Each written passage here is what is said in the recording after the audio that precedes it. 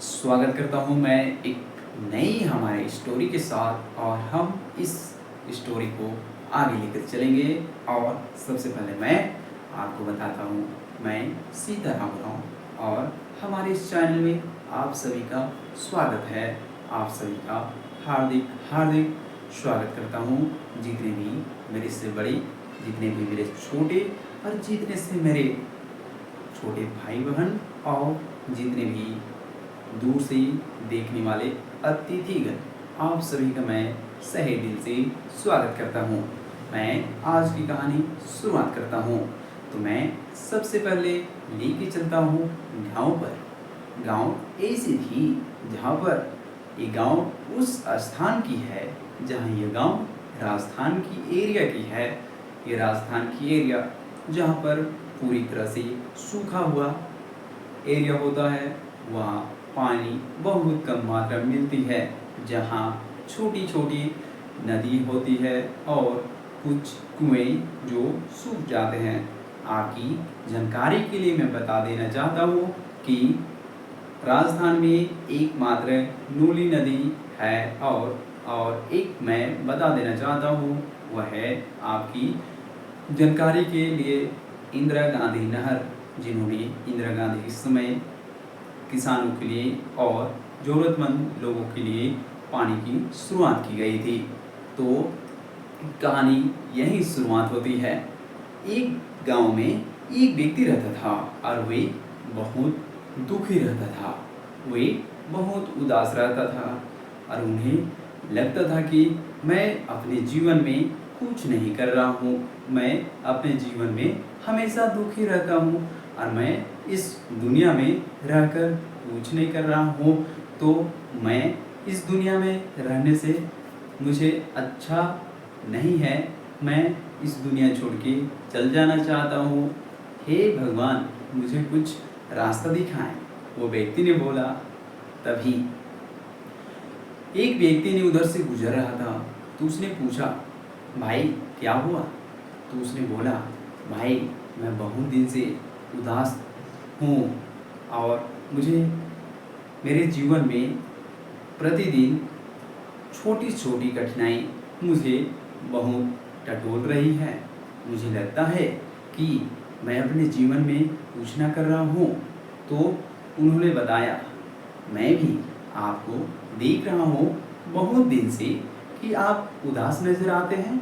हाँ, तो आप ही बताइए मेरे लिए कुछ समाधान। तो उसने बोला कि नदी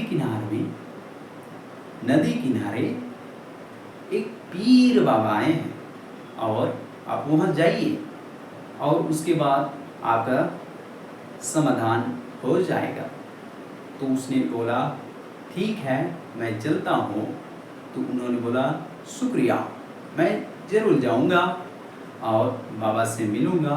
तो उन्होंने जब अगली सुबह हुई और उन्होंने उस स्थान जो गया और उन्होंने देखा कि सवेरे सवेरे उसके पास 100 ऊँट थे, एक समूह का, जिन्होंने वे उसे चरवाहा के रूप में उन्होंने चरा रहे थे।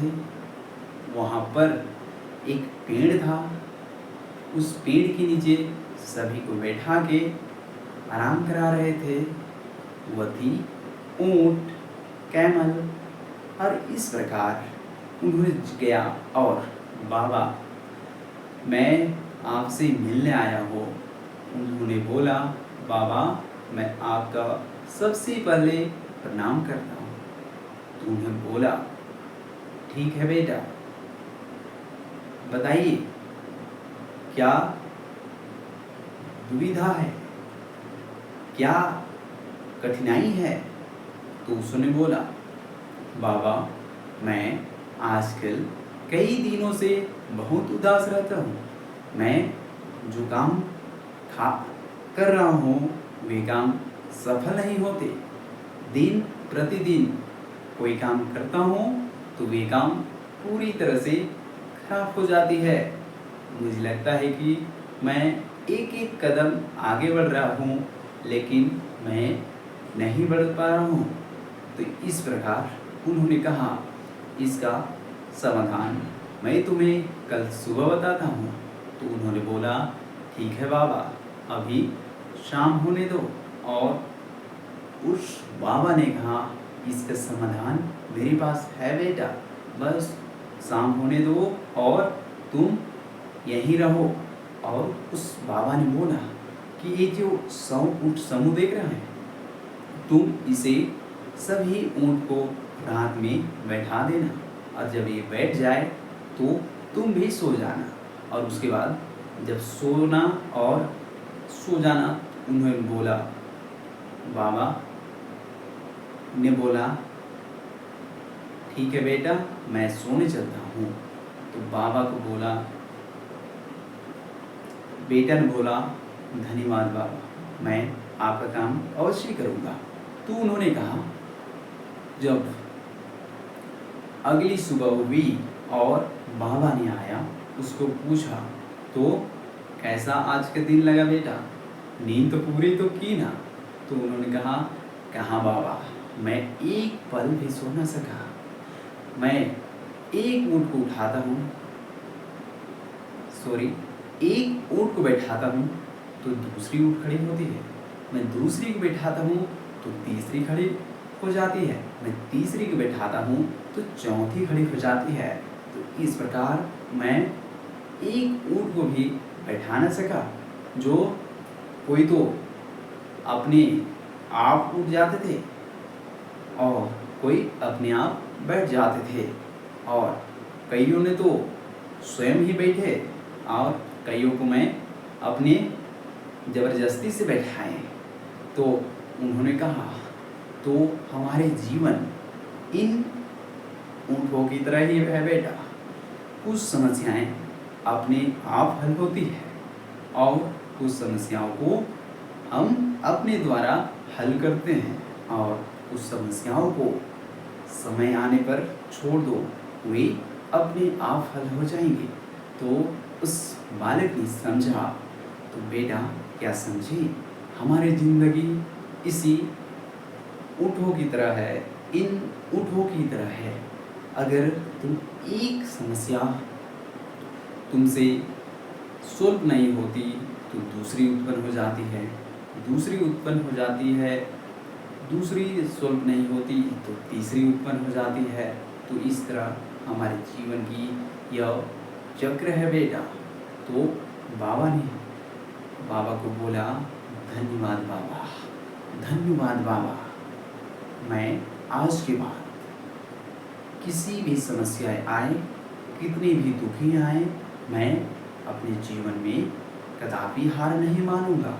चाहे कुछ भी हो जाए, मैं अपने जीवन में हर दिन हर कदम बढ़ता रहूँगा। तो इस कहानी से सीख मिलती है,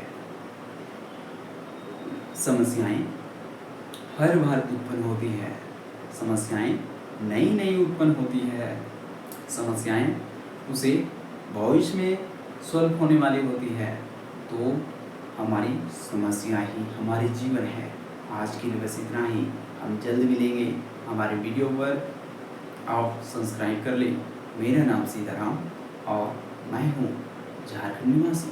धन्यवाद।